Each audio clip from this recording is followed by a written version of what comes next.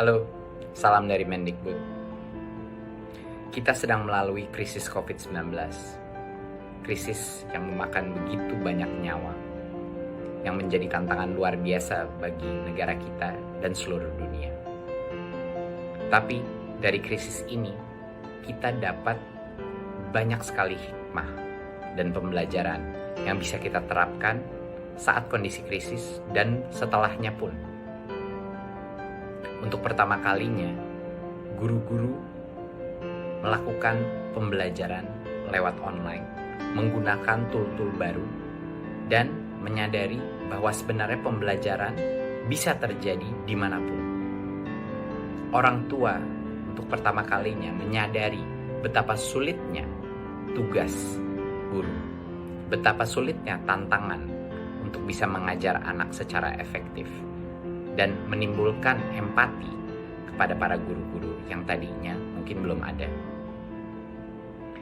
Guru, siswa, dan orang tua juga sekarang menyadari bahwa pendidikan itu bukan hanya suatu hal yang bisa dilakukan di sekolah.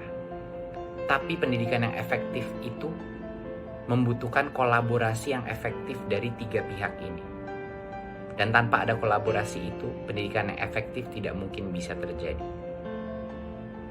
Kita sebagai masyarakat juga belajar mengenai betapa pentingnya kesehatan, betapa pentingnya kebersihan, dan betapa pentingnya norma-norma kemanusiaan di dalam masyarakat kita. Timbulnya empati, timbulnya solidaritas di masyarakat kita pada saat pandemi COVID-19 ini merupakan suatu pembelajaran yang harus kita kembangkan bukan hanya di masa krisis ini, tapi pada saat krisis ini sudah berlalu. Belajar memang tidak selalu mudah, tapi ini saatnya kita berinovasi. Ini saatnya kita bereksperimentasi. Inilah saatnya kita mendengarkan hati nurani kita dan belajar dari COVID-19 agar kita menjadi masyarakat dan bangsa yang lebih baik di masa depan. Terima kasih. Assalamualaikum warahmatullahi wabarakatuh.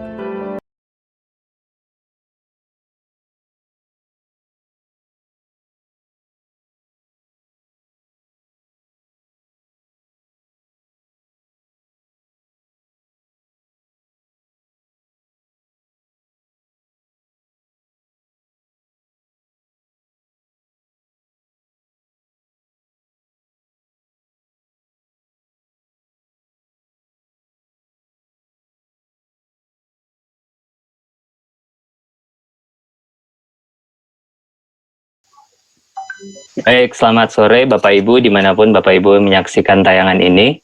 Perkenalkan, nama saya Okta Padita dan saya akan menjadi host untuk kegiatan diskusi online kita pada kesempatan kali ini dengan tema yaitu menjaga keberlangsungan pendidikan di tengah pandemi COVID-19. Dan untuk mempertajam diskusi kita, tentunya saya tidak sendiri, saya bersama-sama dengan teman-teman yang memiliki kompetensi dan juga dalam keseharian mereka juga bergerak di bidang pendidikan. Ada Hinswokas, ada Stefani Mapale, dan juga dari Selvi Putri. Mungkin profilnya tadi sudah coba untuk kami tayangkan Bapak Ibu. Dan sebelum memulai kegiatan diskusi ini, kembali saya minta tolong agar audionya bisa di-mute Bapak Ibu, kecuali mungkin untuk Hins, Stefani, dan Selvi, agar itu tidak mengganggu teman-teman yang lain yang sedang mendengarkan. Oke, baik, terima kasih. Baik, sebelum memulai saya ingin menjelaskan ada dua hal di awalnya Bapak Ibu. Yang pertama adalah kami akan menggunakan istilah pembelajaran jarak jauh. Jadi pembelajaran jarak jauh itu reverse kepada kegiatan istilah-istilah misalnya school for home, terus kemudian ada juga mungkin remote learning, terus ada juga yang home based learning, dan berbagai istilah-istilah yang ada. Kita samakan bahwa kita akan menggunakan istilah yaitu pembelajaran jarak jauh, sebagaimana juga itu anjuran dari Kementerian Pendidikan.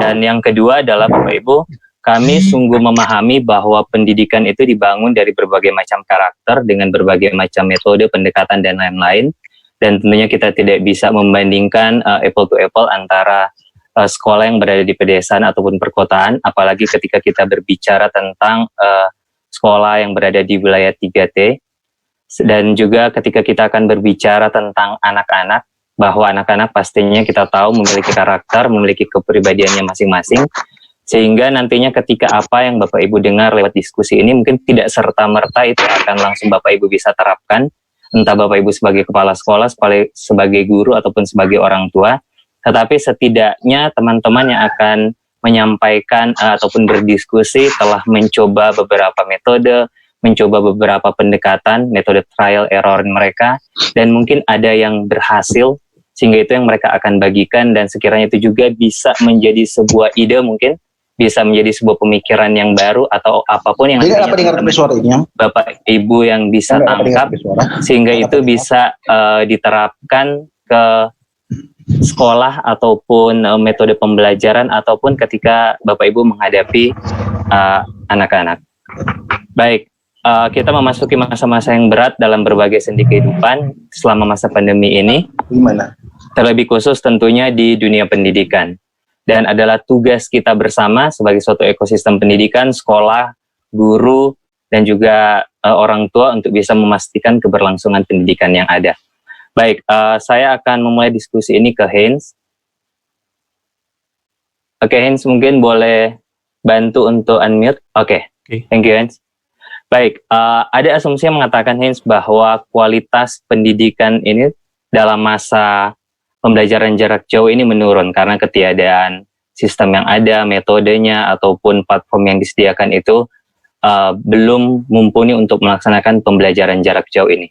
Bagaimana memastikan bahwa kualitas pendidikan itu tetap sama pada saat masa-masa pembelajaran jarak jauh ini?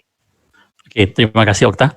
Oke. Ya, sebenarnya apa yang disampaikan tadi itu memang mungkin belum bisa 100% dibenarkan ya, bahwa sekarang ini terjadi penurunan dengan kualitas pendidikan kita.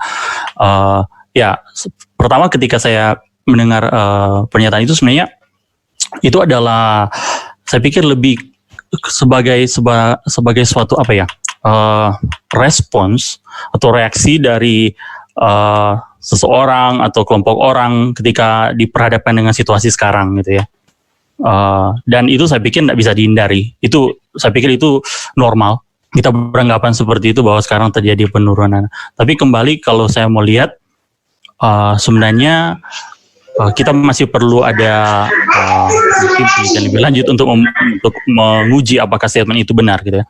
Tapi kalau saya sebagai pribadi dan juga sebagai pimpinan sekolah, lebih melihat situasi sekarang ini sebenarnya adalah kesempatan bagi kami sekolah itu untuk benar-benar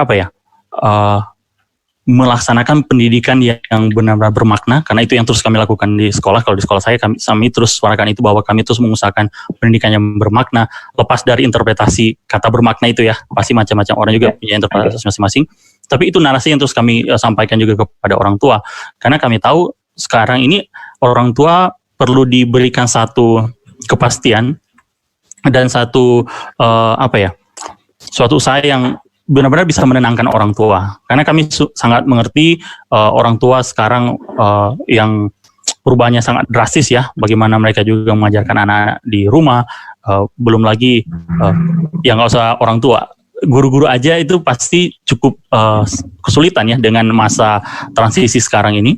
Jadi kami bisa pahami kalau ada orang tua atau mungkin ada juga kalangan lain di luar dunia pendidikan yang beranggapan bahwa proses pendidikan yang dikerjakan sekarang seperti kelihatan ada penurunan dalam segi kualitas. Oke, tentunya dalam masa-masa seperti ini ketika kita berbicara tentang kualitas, maka untuk mengukur kualitas tersebut ada sebuah evaluasi, ataupun dalam hal ini misalnya kita berbicara tentang asesmen yang ada.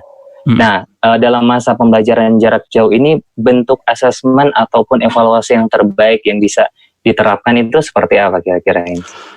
Wah, ini sebenarnya pertanyaan besar ya, Okta. Karena maksudnya ketika kita berbicara tentang assessment ini, skopnya itu benar-benar kita harus lihat bukan hanya sekedar pada praktek-prakteknya saja. Karena kebanyakan ketika kita berbicara assessment itu kita terjebak di praktek-praktek saja, tapi prinsip-prinsipnya kita lupakan gitu loh.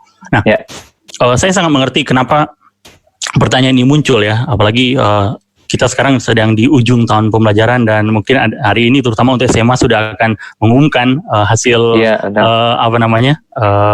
ujian gitu. Walaupun sebenarnya nggak ada ujian gitu, bilang nggak kelulusan gitu ya. Orang beranggapan bahwa wah kita nggak ada melakukan UN, gimana kita memastikan kualitas pendidikan anak-anak?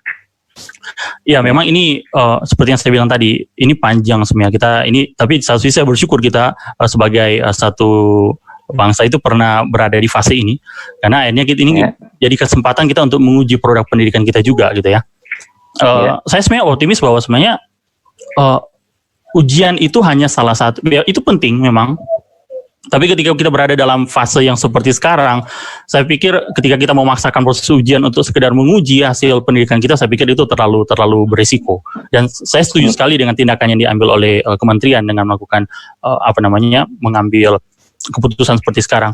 Well, saya pikir dengan kondisi kita saat ini memang sulit sekali ya menawarkan jenis asesmen yang paling cocok di situasi kita ya. Karena ini bukan situasi normal. Bahkan ketika normal dan kita melakukan pendidikan jarak jauh, itu pun ada tantangan tersendiri.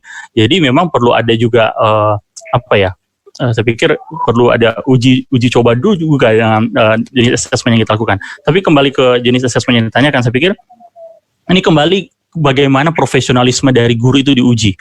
Dan saya percaya tiap sekolah, apalagi sekarang gitu kan, untuk SMA pasti sebelumnya melaksanakan rapat dewan guru ya. Sebelum-sebelumnya mungkin kita itu rapat dewan guru itu lebih bersifat, kalau saya bisa bilang quote-unquote formalitas, karena kita sebenarnya sudah ada hasil ya, tinggal kita mengatakan oh ya berdasarkan hasil ini kita meluluskan anak, betul? Karena sebelum-sebelumnya seperti itu. Tapi sekarang karena kita itu diuji hanya melihat nilai anak dari semester 1 sampai semester 5, ini saya berbicara konteks SMA misalkan ya, itu kita benar-benar ditantang untuk kita bisa menginterpretasi data yang kita dapatkan dari akumulasi nilai-nilai siswa, dan ya ujungnya ini akan berbicara yang namanya kalau di istilah pendidikan itu professional judgment, bahwa kita itu sebagai guru kita sebenarnya dituntut untuk kita punya kemampuan profesional untuk bisa melihat kemampuan anak didik kita gitu. Jadi ya memang untuk saat ini saya pikir itu yang paling realistis untuk segi assessment yang bisa kita gunakan gitu ya. Memang ini sangat subjektif dan ada orang yang mungkin akan ya banyak juga pendapat yang merasakan bahwa wah ini kalau seperti ini jadi main-main, atau seperti ini kayak guru itu diberikan otoritas besar sekali untuk menentukan nasib siswa. Tapi ya kembali saya pikir ini semangat ya yang dibangun oleh pendidikan menteri kita yang baru, memberikan otoritas itu benar-benar di guru. Dan saya pikir ini hal yang baik sekali, dan itu benar-benar menguji profesionalisme dari guru tersebut, apakah dia bertanggung jawab selama ini dalam proses pendidikan anak-anaknya atau tidak. Baik, Hans. Berbicara tentang assessment tadi, terus sekarang mungkin kita ingin berbicara tentang peran daripada leaders, peran bagaimana para pemimpin sekolah dalam masa-masa seperti ini. Kira-kira dalam best practice yang telah Hans lakukan sebagai pimpinan, bagaimana mengatur ataupun mengelola peran tersebut agar supaya ini betul-betul the whole of the education is still running. Gimana itu? Saya share ini ya, ada slide yang mau saya share. Oke. Ya. Ketika Okta bertanya tentang bagaimana kita sebagai pemimpin sekolah itu membagi tugas, saya pikir sebelum kita sampai kepada praktek yang nanti mungkin juga bisa diaplikasikan di sekolah masing-masing, saya pikir kita harus benar-benar develop framework ya. Maksudnya kita harus punya cara berpikir dan kerangka kerja bagaimana kita operate on a daily basis. Maksudnya poin saya ada gini, kita perlu ada satu pengertian yang jelas tentang apa yang kita kerjakan sekarang. Tadi di awal sudah diberikan penekanan tentang terminologi PJJ, betul ya? Tapi saya pikir ini penting sekali juga untuk kita benar-benar punya pemahaman bahwa apa yang kita lakukan sekarang itu bukan sedang memindahkan semua praktek di sekolah itu ke dalam platform online. Nah, karena itu saya berikan penekanan bahwa apa yang kita lakukan sekarang ini PJJ itu sebenarnya setara dengan home based learning, dan itu bukanlah virtual school. Jadi kalau kita berpikir bahwa kita sedang melakukan virtual school, nah ini akan jadi kesulitan yang luar biasa, karena kita harus sadari bahkan sekolah yang mungkin dari segi resources-nya tercukupi, dalam pelaksanaan saya pikir akan sangat keteteran juga ketika itu benar-benar semua praktek-praktek di sekolah itu dibawa masuk dalam platform digital, dan itu impossible sekali. Dan tidak mungkin dengan keadaan kita sekarang. Jadi kita perlu punya pengertian yang pas dulu ya untuk ini.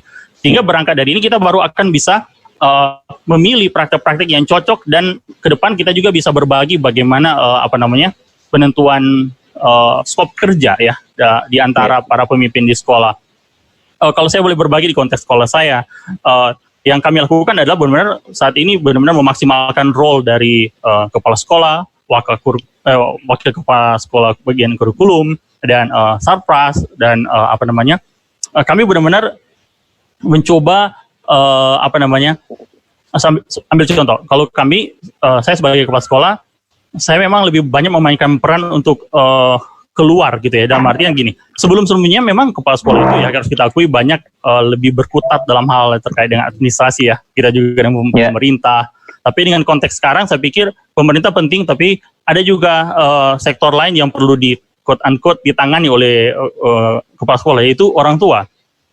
Orang tua saya pikir perlu diberikan guideline yang jelas dan perlu memastikan bahwa tidak terjadi gap yang besar di antara sekolah dan orang tua dengan keadaan kita sekarang. Jadi orang tua perlu terus diberitahu apa yang dilakukan sekolah dan perlu terus ditenangkan lah istilahnya, supaya orang tua juga tahu bahwa kita sebagai sekolah terus berfungsi sebagaimana mestinya. Lepas dari isu-isu yang sekarang berkembang gitu ya. Dan ketika kita sudah jelas ini sih ini poin yang penting sekali. Jadi walaupun ini nanti mungkin akan dijelaskan lebih lanjut, tapi ketika kita sudah jelas pembagian tugas, ya ini akan masuk ke best practice kita di kelas. Ini yang penting sekali, yang framework yang perlu ada di tiap pemimpin sekolah, dan bagaimana menolong juga guru-guru dalam praktik-praktiknya. Karena nanti bagaimana pemimpin itu menerjemahkan tugasnya itu tentu ujungnya yang balik lagi ke pembelajaran siswa, bukan? Karena apa sih yang kita kerjakan di sekolah? Ya itu untuk proses pendidikan anak-anak kita. Jadi kalau kita sudah jelas pembagian kerjanya, ya itu akan lebih smooth lah saya pikir. Nah, dan baik lagi seperti yang saya bilang tadi, misalkan kurikulum, berarti Wakakur itu benar-benar akan memfungsi bekerja keras memastikan bahwa praktek-praktek pengajaran dari guru-guru itu sesuai dengan apa yang dipercaya oleh sekolah dalam situasi sekarang gitu ya. Seperti yang saya bagikan di layar ini, ya ketika kita itu sepakat ini tujuan pembelajarannya, kita sudah benar-benar gumuli, ini akan kita ajarkan pada anak kita materi-materi yang seperti apa yang relevan dengan situasi sekarang, dan kita sudah pilih-pilih sumber belajar dan platform digunakan, ya kita stick dengan rencana ini. Karena yang perlu diperhatikan adalah simplicity dari apa yang kita kerjakan. Kita perlu sesuatu yang sederhana ya dengan situasi seperti ini. Ketika kita itu terlalu complicated dengan semua yang kita kerjakan, itu akan sangat menyulitkan bukan hanya guru-guru, orang tua, tapi juga siswa. Karena kita ini bukan cuma dua arah. Ini benar-benar pihak-pihak yang terlibat dalam satu proses pembelajaran itu banyak ya. Belum lagi nanti dengan pemerintah, dengan stakeholders yang lain. Mungkin sampai situ dulu kali ya. Baik, mungkin terkait tadi saya sempat tangkap, mungkin kita kembali mungkin yang tentang assessment yang terbaik. Apakah ada pendekatan khusus terkait assessment tersebut? Mungkin kita akan sedikit dalami terkait tentang assessment tersebut. Paper based is still the best atau bagaimana? Oh ya, oke. Terima kasih. Ini benar-benar jadi isu yang penting sekali ya, yang perlu kita tackle juga dalam situasi kita sekarang. Ketika berbicara tentang assessment, saya pikir seperti yang saya sampaikan tadi ya, kita penting sekali untuk kita benar-benar memahami natur dari assessment itu sendiri, karena ketika kita itu tidak pahami baik-baik natur dari assessment ini, dalam praktek-prakteknya kita akan berantakan dan akhirnya kita tidak mencapai tujuan yang kita mau. Nah, tadi disampaikan kita harus kita akui bahwa ini praktek pendidikan kita ini sudah puluhan tahun. Sebenarnya harus kita jujur akui bahwa belum ada perubahan yang sangat signifikan dalam praktek-praktek kita, terutama misalnya assessment. Sejak diberlakukan pertama kali misalnya ujian nasional dari beberapa puluh tahun yang lalu sampai sekarang, sepertinya tidak ada perubahan yang signifikan dengan mode itu ya. Semua tertulis ya. Kalau bedanya sekarang ya mungkin perubahan yang signifikan waktu akhirnya ada tes pakai komputer, dan sekarang sudah ada secara online ya. Itu cuma mode aja. Tapi sebenarnya basicnya sama saja. Dengan situasi sekarang ya ini sangat tidak masuk akal untuk dilaksanakan. Jadi saya sebenarnya menawarkan prinsip gitu ya, bahwa dalam keadaan kita sekarang tidak semua memang kita harus menilai hasil pembelajaran belajar siswa, karena memang tak mungkin, ini terlalu beresiko untuk dilakukan. Selanjutnya mungkin yang salah satu yang bisa saya tawarkan adalah sebenarnya pembelajaran lewat penilaian lewat percakapan. Maksudnya apa? Seringkali kita itu merasa bahwa valid tidaknya proses pembelajaran itu ketika dilakukan secara tertulis ya. Iya, betul. Ya, dan itu sebenarnya sudah jadi stigma. Kalau nggak ada ujian tertulis, wah nggak bisa dibenarkan praktek itu. Padahal dengan keadaan kita sekarang, iya nggak legal, nggak mungkin dengan keadaan kita sekarang. Jadi mungkin nggak bisa berganti ya menjadi moda jadi pakai percakapan. Jadi intinya kembali lagi ke guru, karena ketika guru itu benar-benar melaksanakan proses pendidikan itu dengan baik, dia pasti bisa memberikan penilaian yang objektif terhadap anak didiknya. Sebenarnya dengan situasi kita sekarang kita cukup diuntungkan loh. Kita terkondisikan dengan keadaan seperti ini ya. Tapi kalau kita melihat ke belakang, kalau mungkin ini terjadi di awal semester, wah itu repot sekali karena guru interaksi dengan anak belum terlalu lama ya. Tapi ketika ini kan sebenarnya kalau kita hitung berarti sudah masuk hampir memasuki kuartal keempat di tahun ajaran ini, baru kita akhirnya banyak belajar di rumah. Jadi sebenarnya guru sudah menghabiskan waktu setidaknya 1 semester untuk mengenal siswanya. Jadi ketika proses pengenalan itu seharusnya guru juga itu semakin tahu kemampuan dari masing-masing anak. Apalagi kalau guru itu sudah misalnya mengajar selama beberapa tahun terakhir gitu ya. Pasti dia juga bisa melihat. Kalau kita cuma langsung melabeli anak itu cuma karena 1-2 materi, terus kita langsung memberikan nilai yang tidak sesuai dengan kapasitas dia, saya pikir itu nggak pas juga praktek-praktek seperti itu ya. Karena memang ya, nama berbicara assessment itu sangat kompleks. Nah, terus yang terakhir mungkin ini ya, sebenarnya di kondisi kita sekarang banyak yang bilang kayak gini, aduh kalau kita memaksakan ada ujian yang kayak apa gitu kan, nanti ujungnya juga anak itu minta bantuan ke orang tua. Anak juga minta bantuan ke siapa. Itu isu ya di lapangan. Padahal sebenarnya dengan keadaan kita sekarang, kita ini kesempatan besar sekali untuk mengajarkan anak-anak kita yang poin terakhir yang saya tampilkan lah itu kejujuran akademis. Apalagi kalau anak-anak SMP, SMA, ketika itu nggak dipupuk, nggak dilatih, bagi mereka itu ketika mereka masuk pendidikan yang lebih tinggi, sudah masuk perguruan tinggi, dan mereka nggak ada kejujuran akademis, wah itu kasihan sekali. Karena saya bisa bayangkan gitu ya, kesulitan-kesulitan yang akan mereka hadapi ketika mereka memasuki di jenjang pendidikan yang lebih tinggi, di misalnya perguruan tinggi. Bisa jadi mereka akan nggak tahu apakah nanti kena sanksi atau bisa jadi kalau misalkan melakukan plagiarisme akhirnya ya itu memengaruhi hasil belajar mereka. Ya, saya pikir ini sayang sekali kalau sampai dilewatkan momen ini untuk mengajarkan yang ini kejujuran akademis yang mungkin sebelum-sebelumnya tidak terlalu punya ruang gitu ya. Nah sekarang ini kesempatan gitu kali ya.